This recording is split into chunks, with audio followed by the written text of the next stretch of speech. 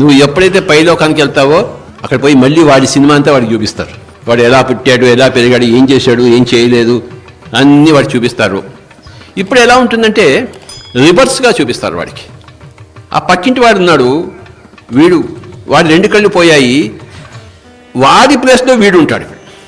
అంటే వాడు ఎన్ని బాధలు పడ్డాడో వీడు అన్ని బాధలు పడాల్సిందే అక్కడ. ఆ సినిమా చూసినంతసేపు వాడి కళ్ళు పోవడము, వాడి జీవితం అంతా కూడా ఏడుస్తూ జీవించడము, వీడి వల్ల వాడు ఎంత నష్టపోయాడు, వాడి ప్లేస్లో వీడుండి సినిమా చూస్తాడు వాడు.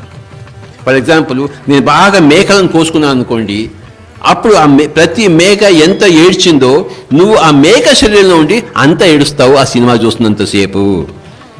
అంతే రివర్స్గా చూస్తావు నువ్వు. ఆకాశిక రికార్డ్స్లో నువ్వు ఎంతమందిని బాధ పెట్టావో వాళ్ళ బాధ నువ్వు అనుభవిస్తావు. అలాగే నువ్వు ఎంతమందిని ఆనంద పెట్టావో వాళ్ళ ఆనందం కూడా నువ్వు అనుభవిస్తావు.